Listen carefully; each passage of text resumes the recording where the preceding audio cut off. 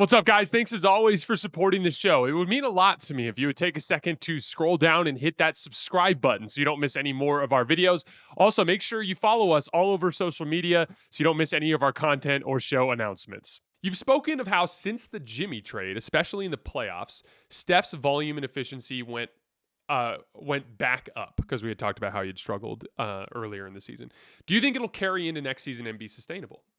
And also, did you change your mind about the Warriors being second-tier contenders based on last episode?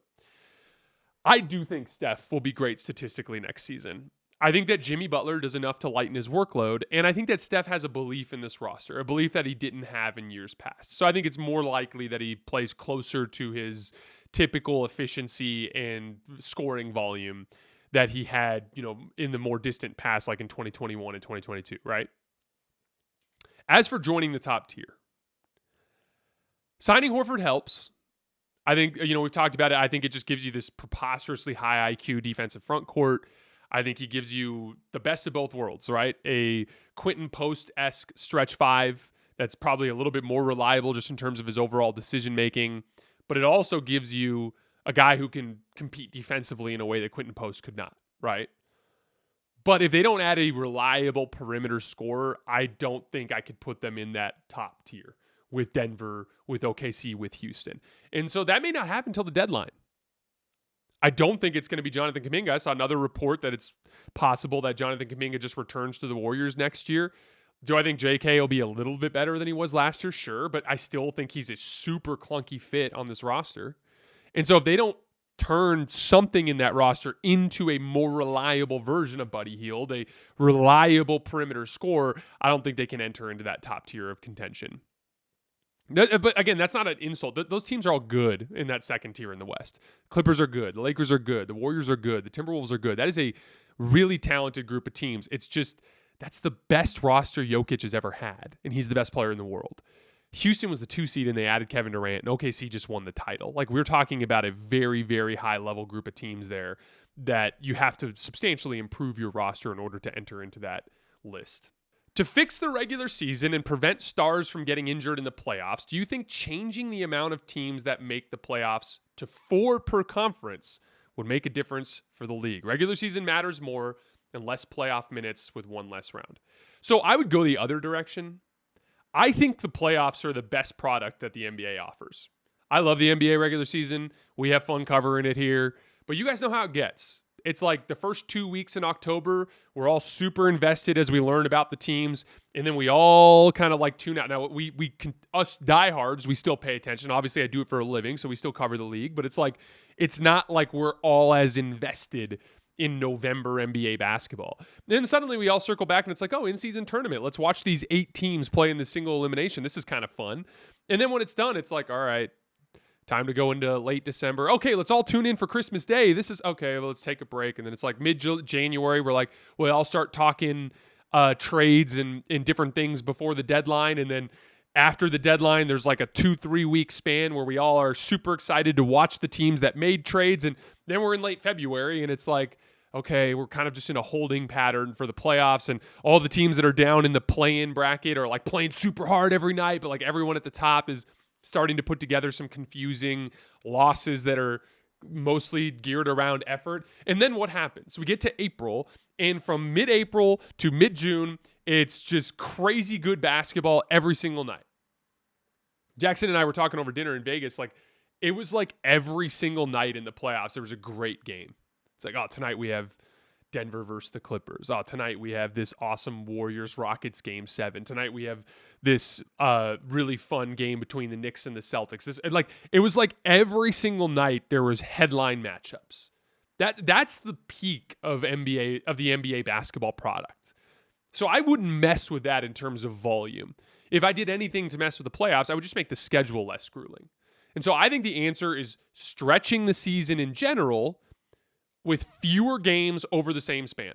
So still start in, training camp in early October, still finish with the finals in mid-June, but drop the regular season to 66 games. Keep the in-season tournament, keep the play-in tournament, keep 4 7-game series rounds.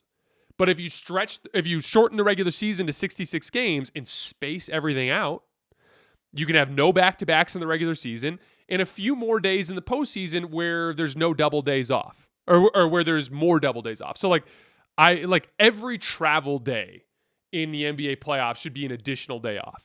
So if you're going to have teams play, on like a Monday and a Wednesday, have them be in the same city. And then if they're going to travel to the other city, give them 2 days off. Like make it just so that even in the conference finals, even in the second round, the second round of conference finals are kind of where everything gets like every other night. And that's just a lot to ask. And it wears bodies down and guys start getting hurt. So like if you shorten the regular season and you make it so that there are no back-to-backs and there's more days off in the postseason, more people will be healthy. More teams will play at the best of their ability. One of the problems the NBA has now is like radical swings in effort. Like, blowout here and then a blowout the other way because everyone's so damn tired that like the team that's playing in front of their home crowd with urgency just dog walks the other team because they're beat and their legs are shot. Like you'll have more competitive games when everybody's just healthy and more rested. But I wouldn't shorten the playoffs. I think that's the best product that the NBA has to offer right now. All right, 2 more questions. Last question. What do you think a Kuzma plus AJ Green plus first-round pick could get the Bucks? Would the return be enough to put them into the top tier in the East? They are obviously not there as of now. Huge fan of the show. I've been watching since the beginning. Again, thank you for the support.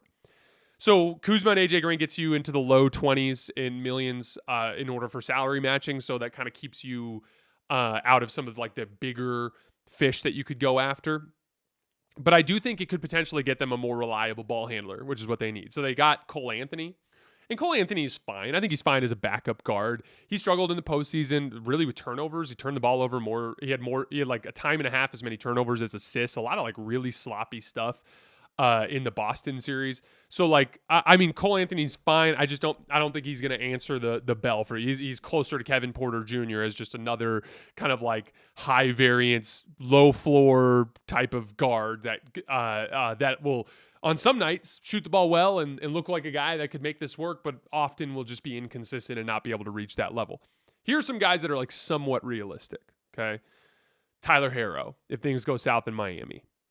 CJ McCollum out of Washington, DeMar DeRozan out of Sacramento, Jordan Poole out of New Orleans, Kobe White out of Chicago, Anthony Simons out of Boston. These guys that are in that like $20 to $30 million range that are not what we would consider to be super, super high level guards, but that are not what we would consider to be untouchable by their respective teams as well. Those are the kinds of guys that I'd be making calls on. But like, I'm going to be honest, even if you got any of those guys, I'm not sure that it's enough to make the Bucks a like tier 1 contender. I admire the hell out of the Bucks for trying. And they tried some crazy shit, but it's just such a deep hole to climb out of. And the teams at the top of the NBA are just so good. And you look at like, just think like the Knicks have their issues. They're more talented than the Bucks. The Cavs have their issues. They're more talented than the Bucks. I'm not even sure if they're more talented, if the Bucks are more talented than Orlando is currently constructed. They feel like a firm second-tier team out in the Eastern Conference and maybe even a third-tier team in the NBA overall, even if they were to make that kind of move. Again, I admire the effort. I just think they have too deep of a hole to get out of. And it's nobody's fault. Like Damian Lillard aged out and got hurt right after you went after him, and he was a $50 million asset that's just really difficult to recoup return on. The wave and stretch is like the most radical way to try to make use of him. And I admire the effort, but I just don't think it's going to be enough to turn them into a serious contender.